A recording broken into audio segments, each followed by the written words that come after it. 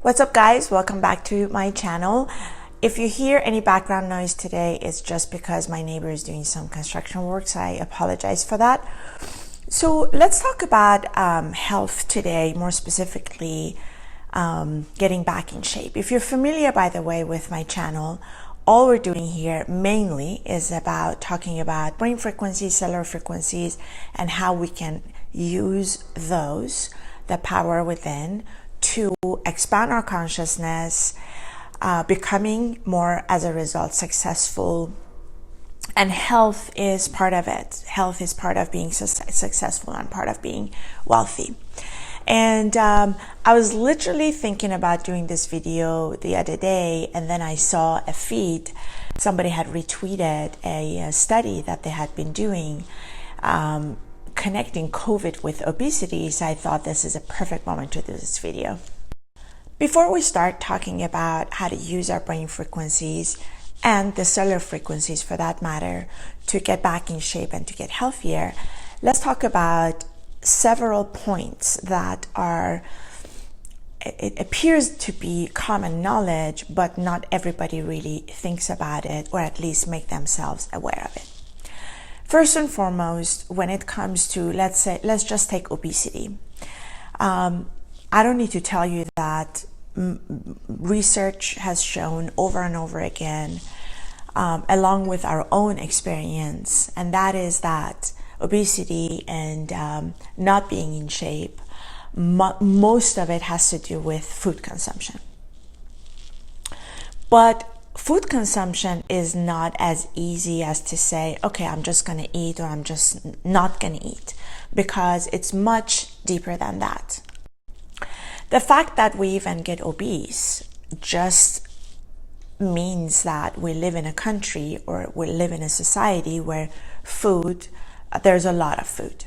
Because if you look at poor countries or third world countries, obesity is actually not a problem. In fact, it's the other way around. They are fighting for their lives to get food. So that's the first thing that needs to be addressed. The second thing that we need to think about is how the food industry is designed. If we look at the US, and that's the country I'm most familiar with, pretty much 80% of what exists in the supermarket, and by the way, you already know this, I'm sure you do, 80% of what's in the supermarket already, it's either inundated with sugar or a bunch of other stuff that basically is not good for our health. A third thing that we need to think about is, why do some people eat more than they are supposed to? Because that's when obesity comes in. And why is it not the case for some other people? By the way, I have no medical background, so if you have any medical condition and because of that you feel like that is why you are gaining weight, or you're not healthy, please visit your doctor and consult with your doctor, because all the content that I do in my videos, they're all non-medical basis. So it's not for people with medical condition, just a legal disclaimer there. But if we are in a good medical stance, as in we don't have any medical conditions, there are some more underlying reasons as to why we may consume more food than other time.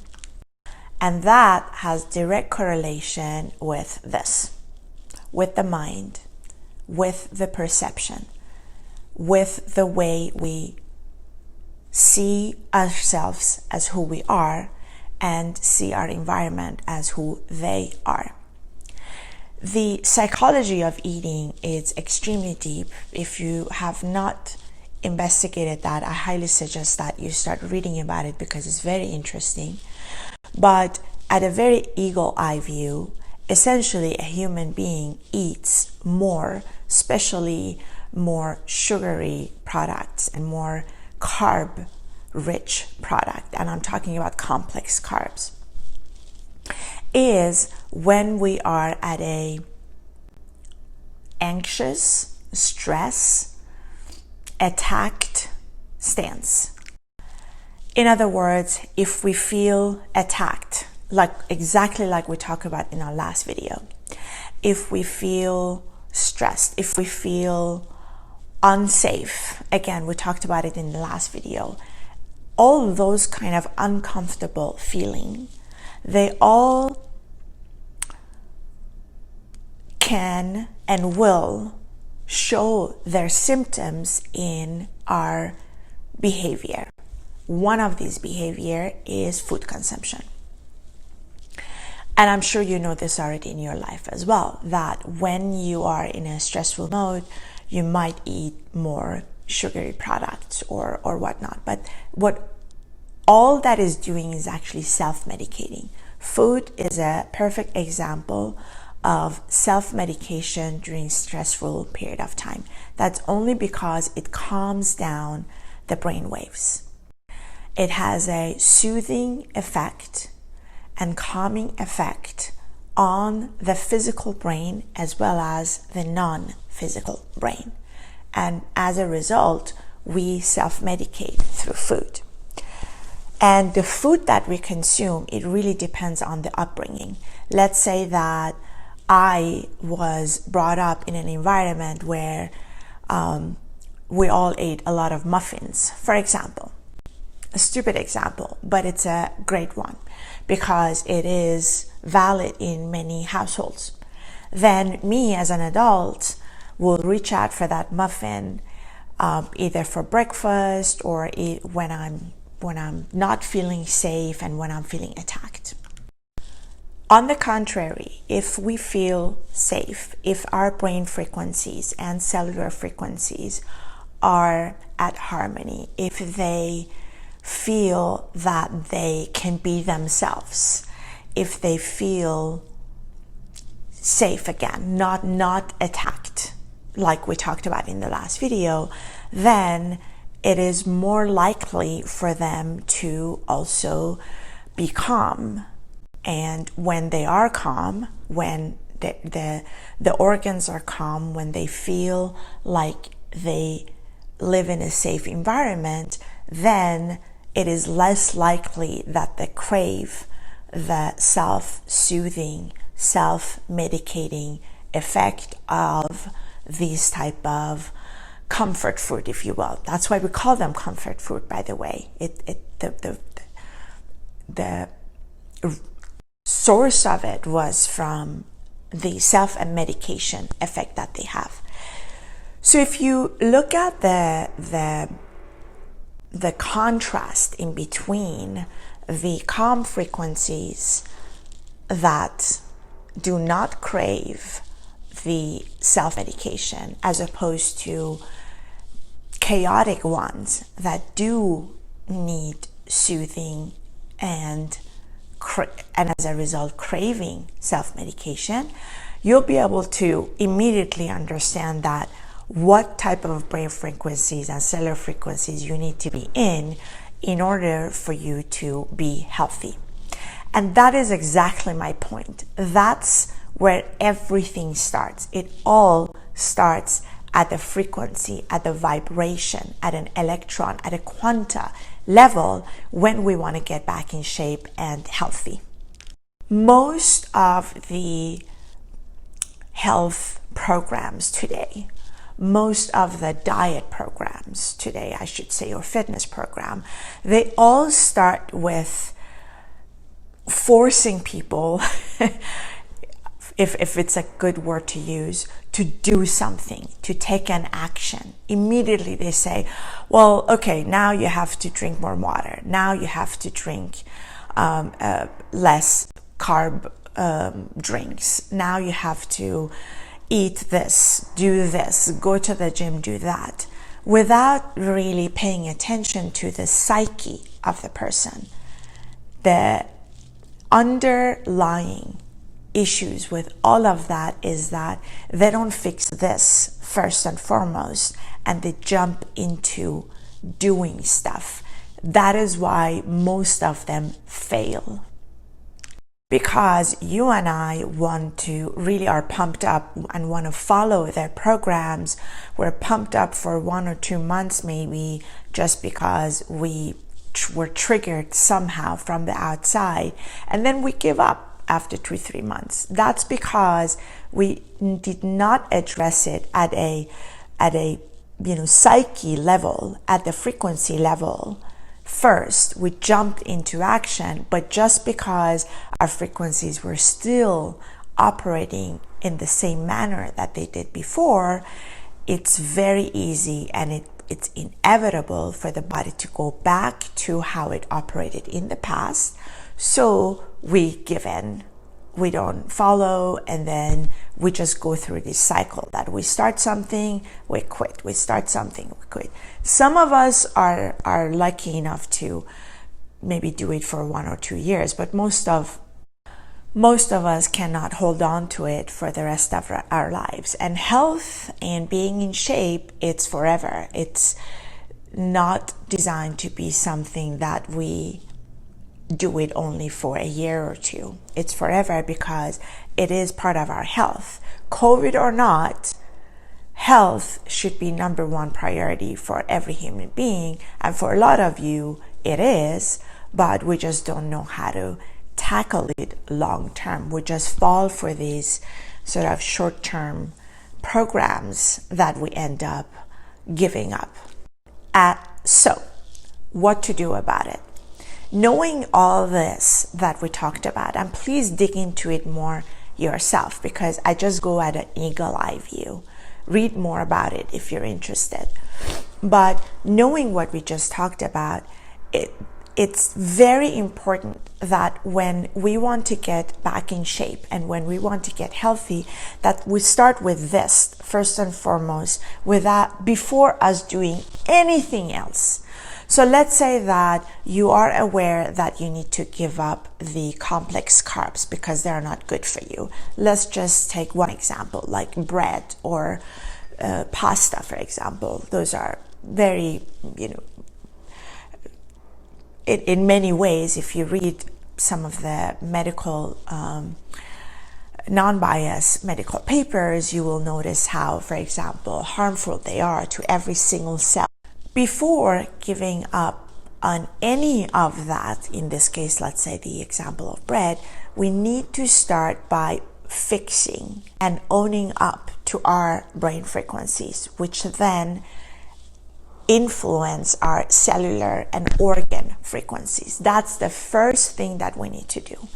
There is no cookie cutter that people will tell you have to follow this program or not, because your frequencies are unique to you. They are a set of frequencies that you created and became used to since you were born because of the upbringing. So you need to work with your own frequencies and owning up to them before you do anything else. And how to do that, we've already talked in a lot of videos here as to how to do that, but several ways in which you can do that. First of all, in year 2020, all of us have felt extremely more attacked than we are used to, more uncertain than we are used to, more unsafe than we are used to, that we also talked about in the last video. And because of that, many of us are turning into either food, God forbid, drugs or alcohol and whatnot. And that's just because we're self-medicating and we want to fix our frequencies at that level because we want to soothe them. So the first step would be to actually attend to the frequencies and balance them, harmonize them so that they get back to a feeling of being safe before we do anything else. So we owe it to ourselves and to our bodies and to our neurons to take action first and foremost, to start feeling safe, to start feeling not attacked, to start feeling a little bit more content, a little bit more happy, to start feeling good. Because once we do that, we immediately shift these frequencies. That's why we talked about last time to give ourselves break in terms of, for example, doing the things that would alter and influence and change our neuron and cellular frequencies. One of them being through auditory sensory system, one of them being through visual sensory system, one of them being through the tactile sensory system. Once we start doing that, we will change. And I would recommend that we do that for a long period of time before we even take any sort of a diet action. Because if we start, let's say, a diet, even if it's a perfect diet today, and we are in a so-called miserable type of frequencies, you can stick to that diet for any period of time that you like, but just because the frequencies are in a miserable stand, we are going to get back to where we started again. So the first thing to do before even attempting any diet or anything else is to attend to the frequencies instead, influencing them through the sensory system that we've talked about towards a good type of a frequencies, taking them out, guiding them away from those miserable type of frequencies, and doing that long enough that you gradually become inspired from inside of you to go and ditch that white bread, for example. Because then once you own up to your frequencies and fix them and attend to them on a daily basis, I promise you, you would not even need a diet program, because from inside of you, you will just want to ditch the white bread, for example. That's just an example.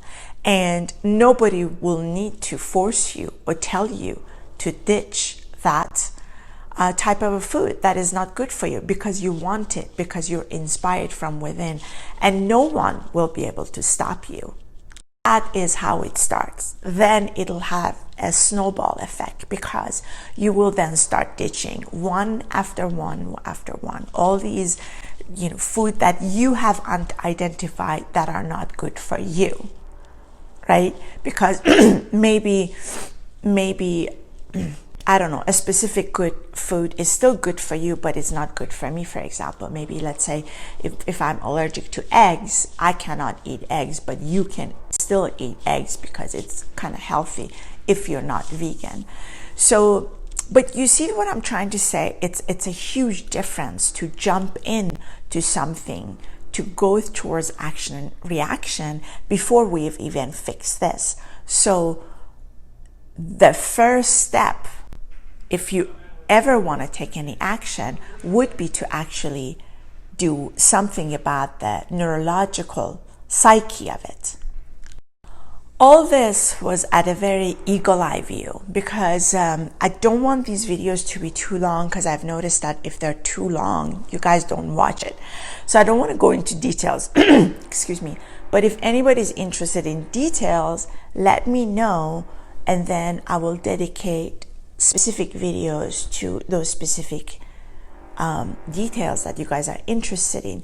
But at a nutshell, the whole gist of this video was to convey the underlying issues with not being able to get back in shape, which is essentially not owning up to the frequencies, to the miserable EMFs that we sometimes carry, mainly also because, especially in 2020, because we've been bombarded with uncertainty and bad news, and basically this sort of action and reaction type of feelings.